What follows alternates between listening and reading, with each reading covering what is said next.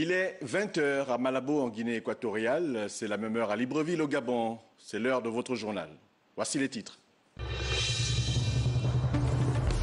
Des actes de naissance aux enfants apatrides, l'ONG ACAD, le tribunal de Libreville, la mairie du 3e arrondissement de Toum, province de l'Estuaire, s'associent pour reconnaître les Gabonais sans état civil.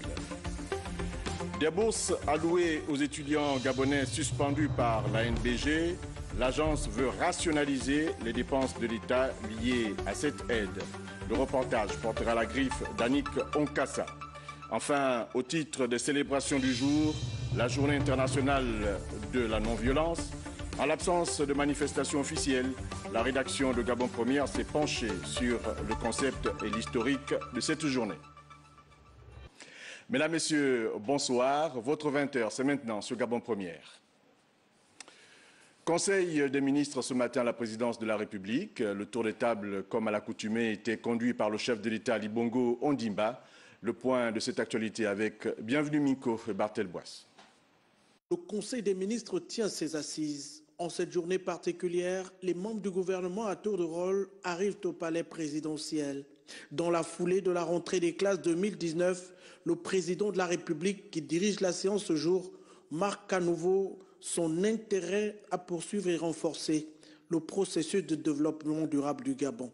Toujours avec le sentiment du devoir accompli et la satisfaction de voir le président de la République présider ces conseils des ministres, très riches, avec de nombreux textes qui ont été adoptés et des réformes importantes aussi, notamment dans les secteurs de la sécurité. Autour de la grande table aujourd'hui, la mise en œuvre des politiques publiques et des stratégies de lutte contre la pauvreté est bien engagée. Malgré un contexte économique international délicat, la courbe des indicateurs de développement dans notre pays tend à l'amélioration. C'est un conseil très intéressant parce que notamment on a pu constater encore que le chef de l'État va de mieux en mieux et il est vraiment en pleine forme. Et ça nous donne de la force. Il nous a demandé, le président de la République, que nous allions encore plus de l'avant, que les choses aillent plus de l'avant. Vous savez qu'il est soucieux notamment des aspects de la vie sociale et que cette rentrée scolaire soit une rentrée apaisée. À l'heure où la campagne Octobre Rose est bien lancée, sous l'impulsion de la première dame du Gabon, le tour de table de ce jour conforte l'engagement du président de la République à relever le défi de la dynamique sociale à travers l'amélioration du climat des affaires et de la gouvernance. Nous restons au palais du bord de mer où le président de la République a reçu en audience le représentant du FMI au Gabon. Le chef de l'État Ali Bongo Ondimba et son hôte ont échangé sur des questions relatives aux performances économiques. Priska Mougoula et Bartel Boisse, compte rendu. L'institution de Bretton Woods au cabinet de travail du président de la République Ali Bongo Ondimba, la délégation du Fonds monétaire international conduite par le chef de mission est venue dresser un état des lieux des performances économiques du Gabon, mais également des programmes conclus entre notre pays et cette institution internationale. Nous avons eu le bonheur de rencontrer le président de la République ce matin pour faire un peu le point sur la situation économique du Gabon, mais aussi un peu sur l'évaluation du programme qui est entre le Gabon et le Fonds monétaire international. Beaucoup de progrès ont été faits, des réformes ont été faites, la situation économique se stabilise. Je crois que l'objectif du président de la République, l'objectif du gouvernement et aussi notre soutien au gouvernement et au président de la République va dans ce sens. Comment on s'assure que la croissance n'est pas seulement vue au niveau macroéconomique, mais comment elle est aussi perçue par les populations. Créé à la suite de la conférence de Bretton Woods de 1944, le FMI est une institution qui suit la situation macroéconomique des pays membres. Le Gabon et cet organisme international mutualisent leurs efforts afin d'impacter le développement des populations gabonaises. Nous allons cette fois au siège provisoire de l'Assemblée nationale où Faustin Boukoubi, le président de l'institution, a accordé une audience à une délégation d'experts du Fonds monétaire international. Les discussions ont tourné autour de la situation macroéconomique du Gabon. Jules Lafleur-Odembe, Tim Boulengue, compte rendu. Séjour dans notre capitale, une délégation d'experts du Fonds monétaire international est venue échanger avec le patron de la représentation nationale sur la situation macroéconomique du Gabon avant de recueillir quelques avis nécessaires en vue d'une meilleure programmation des projets de développement. Nous sommes donc venus voir le président du Parlement pour échanger un peu avec lui sur les conditions macroéconomiques qui existent actuellement au Gabon, aussi un petit peu sur les perspectives au cours des prochaines années. L'économie gabonaise connaît une légère embellie. Le FMI entend intensifier les discussions avec le gouvernement pour aboutir à des résultats probants. Pour le moment, nous sommes dans la bonne direction. Les choses sont en train de se stabiliser. Mais évidemment, vous comprenez qu'il reste encore beaucoup d'efforts à faire pour aller dans la direction que nous nous sommes fixés, c'est-à-dire arriver à créer de la croissance, une croissance plus forte et plus inclusive. Le Fonds monétaire international souhaite, à travers cette série de rencontres avec les autorités gabonaises, participer à la croissance économique de notre pays. Signature cet après-midi d'un accord de partenariat entre la Société équatoriale des mines du Gabon et Jiling Mining Resources de Chine. En présence du ministre Tony Ndomba, les deux entreprises s'engagent. Les dispositions contenues dans le nouveau code minier à valoriser donc ce secteur. C'est le contenu justement du reportage que nous proposent Stevie Oyanmezui et Gérard Magnagna.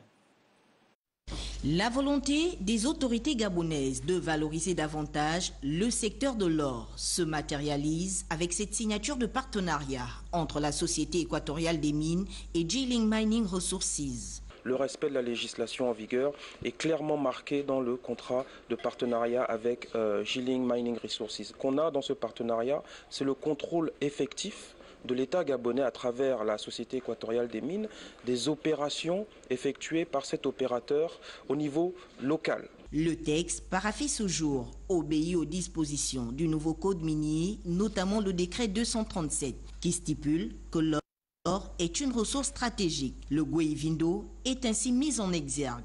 Les termes sont situés dans la province de Guévindo, exactement dans le district de Vadi.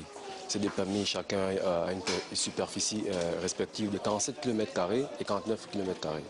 Donc on a deux permis qui sont exploités simultanément présentement et on a commencé l'exploitation, ou du moins la production, le 1er mars 2019.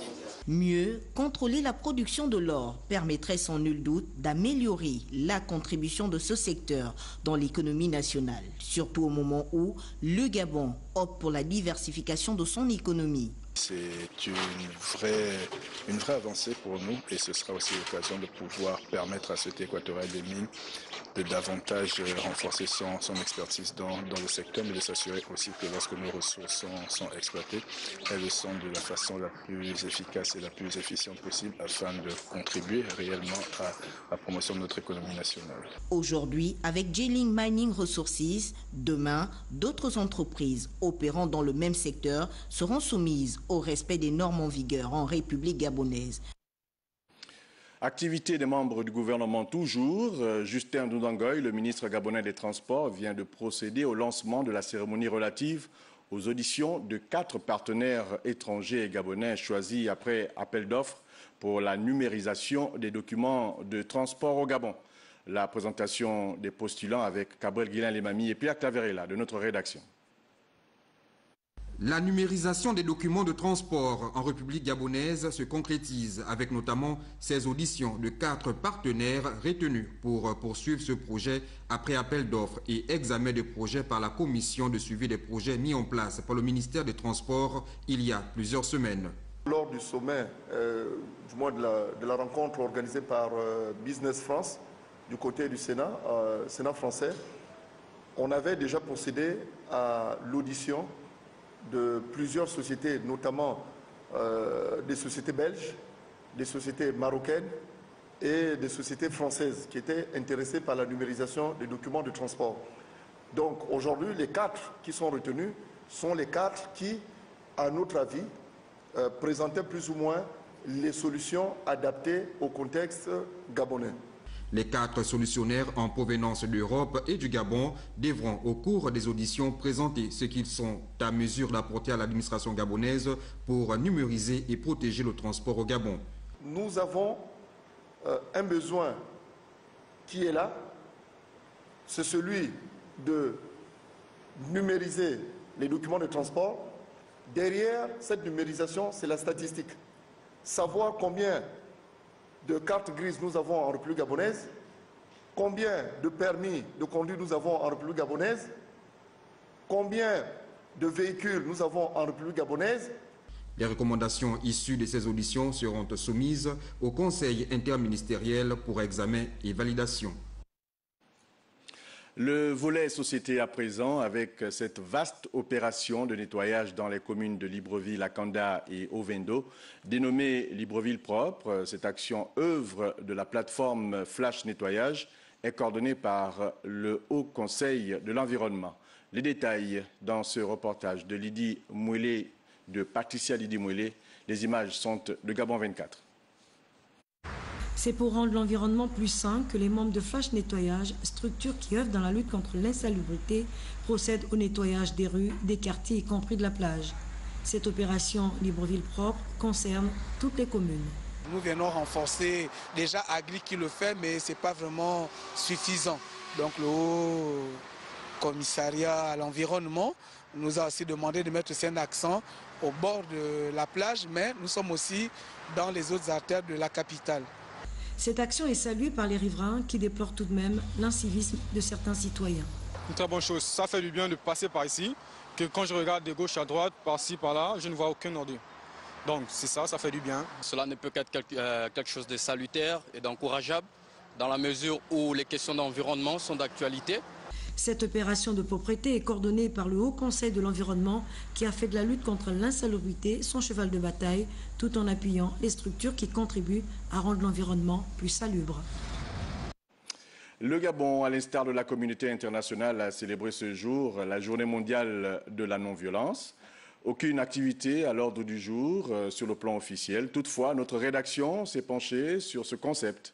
Historique et explication dans cet élément de Kenny Kanga, Boussamba et Rodolphe Ielenve.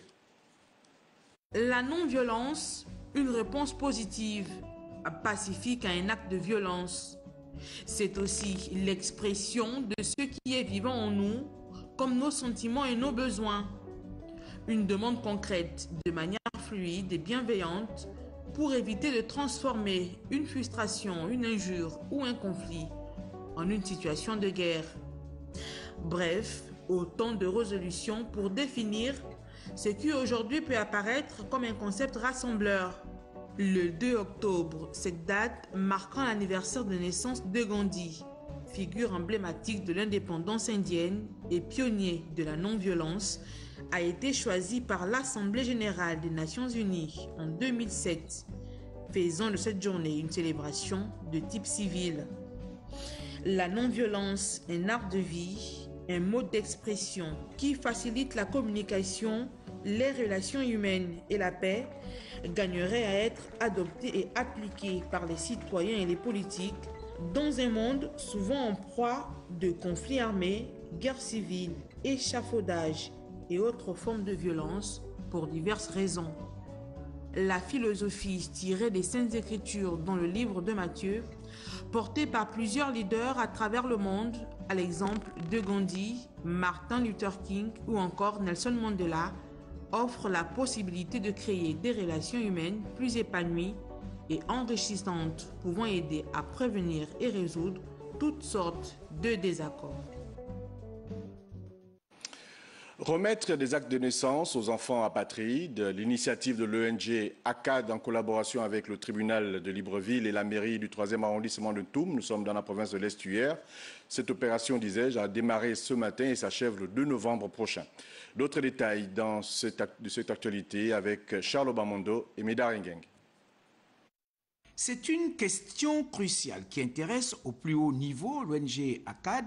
L'organisation non gouvernementale a dû associer à cette opération le tribunal de Libreville et la mairie du 3e arrondissement de la commune de Ntoum, aux fins d'identifier et d'octroyer la citoyenneté aux enfants apatrides âgés de 0 à 18 ans. Je voudrais, au nom du maire de la commune et au mien propre, inviter les populations interpellées à ce sujet à adhérer massivement à cette importante opération. Pour la sensibilisation, des banderoles ont déjà inondé les places fortes de Bikele et le président a choisi le rond-point du PK12 pour expliquer les modalités de cette opération. Lors des procédures, les documents relatifs soient en bonne et due forme, à savoir les pièces d'identité des parents géniteurs, les attestations de témoignage, les procès-verbaux des conseils de famille et les lettres de reconnaissance de paternité et les lettres de consentement signées par les mères génitrices et enfin une requête qui sera adressée au président du tribunal de première instance de Libreville. Le processus va durer 30 jours et les différentes étapes sont juridiquement encadrées, écartant d'office toute possibilité de fraude. Cette décision de l'Agence nationale des bourses du Gabon pour la suite de votre journal, l'ANBG qui suspend les bourses d'études allouées aux étudiants gabonais. L'idée ici serait donc de rationaliser les dépenses de l'État liées au paiement de cette aide au moment où notre pays subit les effets de la crise internationale. Annie Konkassa et Tanguy Tsaka étaient face aux responsables de l'agence. Loin d'être une suppression, il s'agit plutôt de la suspension temporaire de la bourse d'études aux apprenants ayant déjà totalisé 12 mois de cours. Ce qu'il faut dire, c'est que la bourse n'est pas coupée à tous les étudiants. Nous avons aujourd'hui un phénomène où les années académiques ne durent plus 12 mois. Or, nous, notre budget ANBG pour les étudiants est élaboré sur 12 mois. Les 12 mois pour une année académique classique démarre en octobre et se termine en septembre de l'année N+1.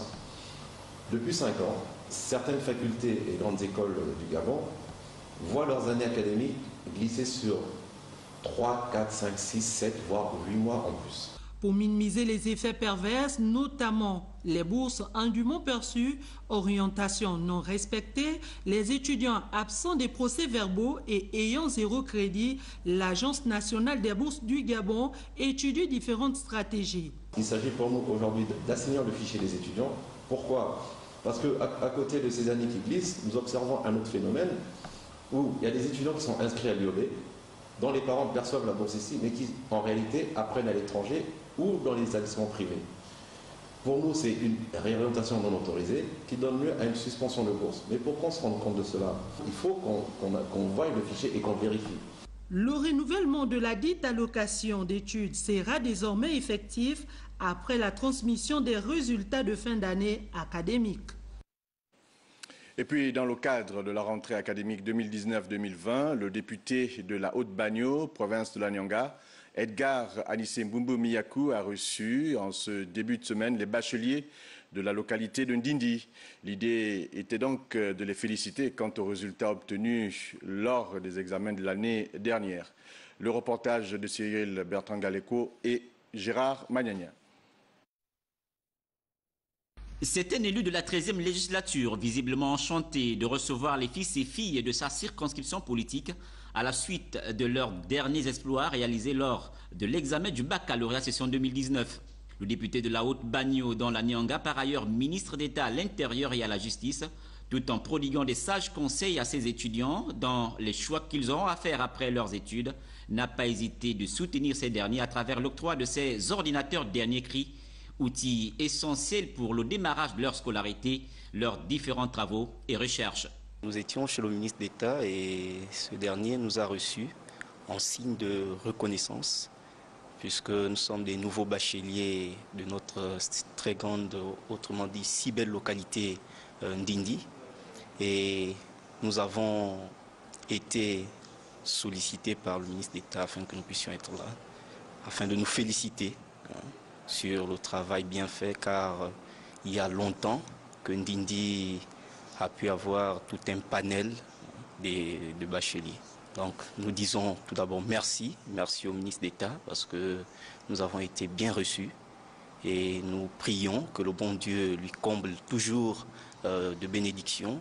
Cette année, le pourcentage de réussite à l'examen du baccalauréat des enfants de Ndindi a avoisiné les 100% grâce à un accompagnement multiforme de leurs élus qui les a aussi encouragés à étudier davantage, surtout les matières scientifiques, et permettre ainsi une relève des cadres dignes de ce nom à la localité de Ndindi.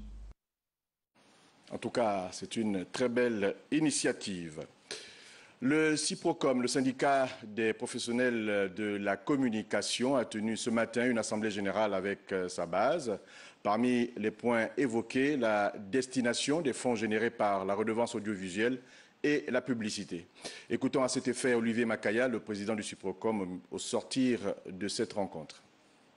Nous pouvons retenir ce que la base a décidé, unilatéral, de rentrer en grève. En grève parce qu'après 16 jours de préavis de grève, ce qui ne se fait pas, nous avons été même larges d'accorder cela à ceux qui ont la gestion de ces entités, y compris la tutelle. Nous avons accordé 16 jours en pensant qu'il devait avoir une solution. Après 16 jours, c'est le statu quo. Et nous avons convoqué la base, nous avons fait le compte rendu à la base. Et la base a décidé de rentrer pure et simplement en grève. Et ce matin, nous étions rencontrés les deux directeurs généraux pour que nous puissions évidemment nous accorder par rapport au service minimum, ce qui est la moindre des choses. Et c'est ce qui a été fait. Là, nous sommes en train de voir comment mettre tout cela en musique. Nous revendiquons deux choses. La première des choses, c'est la redevance qui revient aux communicateurs. Vous êtes sans ignorer que la redevance audiovisuelle et cinématographique, c'est un combat des communicateurs de l'audiovisuel public depuis 1992. Et nous pensions que la redevance en voyant le jour, qu'elle viendrait un tant soit peu améliorer non seulement les conditions de vie, mais également de travail de ceux-là qui animent ces entités que sont Radio Gabon, Gabon Télévision, Télédiffusion, l'IGIS. Mais à notre grande surprise, nous croupissons dans cette misère qui ne dit plus son nom. Et le deuxième pont, c'est les recettes propres. Parce que depuis 2017, nous constatons que ceux qui ont géré les recettes propres, notamment les publicités, avis au communiqué et autres, n'ont pas rendu compte aux agents. Les agents n'ont pas bénéficié de ces recettes propres. Nous disons, trop c'en est trop, c'est la rentrée des classes. Nous aussi, nous voulons inscrire nos enfants. Nous aussi, nous voulons préparer une retraite. Cette actualité nous amène à l'étranger et sur ce plateau, nous recevons Andy Tungui. Bonsoir. Bonsoir Yves. Nous commençons par l'Angleterre. Là-bas, l'offre finale de Boris Johnson, le Premier ministre britannique, laisse perplexe l'Union européenne. Oui, à moins d'un mois de la date prévue du Brexit, le Premier ministre britannique Boris Johnson a mis la pression sur les Européens ce mercredi avec une offre finale présentée comme la seule manière d'éviter une sortie sans accord. Mais pour les partenaires du Royaume-Uni, cette nouvelle proposition britannique qui n'apporte pas grand-chose de nouveau par rapport aux précédentes. On va à Hong Kong et là-bas, on parle de tirs à balles réelles et justement, les pro-démocraties sont sous le choc. Oui, la violence a franchi un nouveau seuil à Hong Kong après 2 semaines d'affrontements musclés entre militants, pro-démocratie et forces de l'ordre. Hier mardi, la police a ouvert le feu à balles réelles. L'un des manifestants, Chang Shin-kin, a été grièvement touché à la poitrine. Les proches du jeune homme ont organisé une conférence de presse improvisée dans son établissement scolaire aujourd'hui. Merci Andy pour ces brèves au journal de 20h. Nous vous retrouvons très prochainement pour d'autres brèves. Merci Yves. On parle de religion avec cette Assemblée de Dieu, c'est une Assemblée de Dieu de plus, justement, dans le paysage chrétien gabonais. Église universelle du Royaume de Dieu, c'est son nom. Il vient donc d'être inauguré au kilomètre 11 de la Nationale 1 de Libreville. C'était en présence de plusieurs fidèles et invités. Georges Kombila et Tanguy Tsaka faisaient partie des convives. Nous sommes au PK11 de Libreville, en face de l'entrée de l'hôpital provincial de Mélène, où vient d'être inauguré un nouveau temple de l'Église universelle du Royaume de Dieu, qui va désormais recevoir plusieurs adeptes. Chaque personne ici à PK11 Mélène, ils ont maintenant une porte où ils vont trouver dans cet endroit une porte ouverte pour recevoir la parole de Dieu qui donne la foi, l'espoir et le salut qui est la chose la plus importante de leur âme.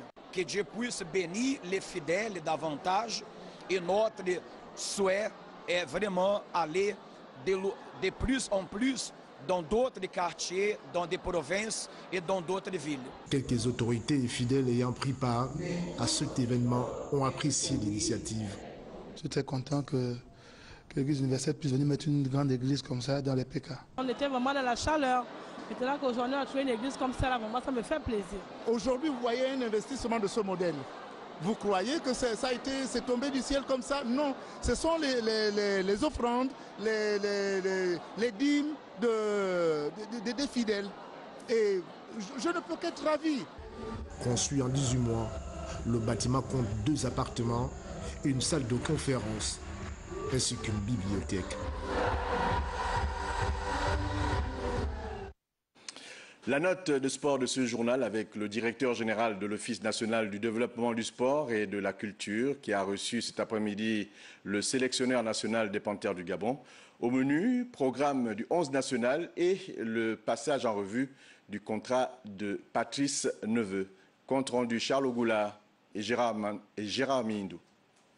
Une rencontre pour fixer le cap d'une franche collaboration entre le sélectionneur national des Panthères du Gabon, Patrice Neveu, et l'Office national du développement du sport et la culture, son nouvel employeur.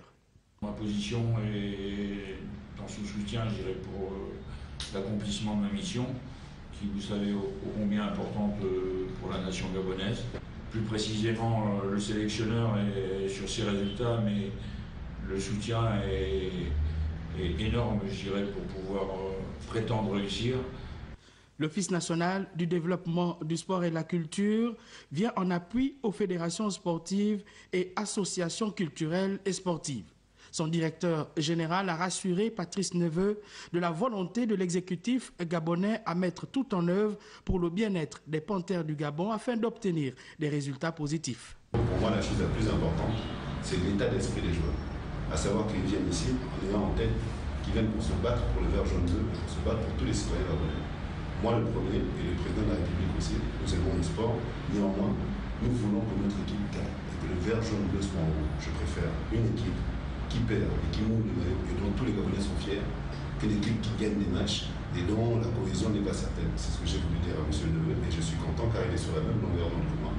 Patrice Neveu donne ce jeudi la liste des 23 Gabonais convoqués pour les rencontres du 10 octobre en France contre le Burkina Faso et le 15 octobre au Maroc contre les Lions de l'Atlas.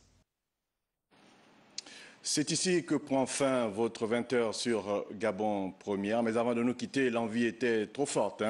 Nous souhaitons un joyeux anniversaire à Bonga Ondo Chalvin Emar, notre exploitant prompteur qui a pris une année de plus aujourd'hui. À 23h, retrouvez Rodolphe Mukambi. Moi, je vous dis à demain, 20h, si Dieu le veut.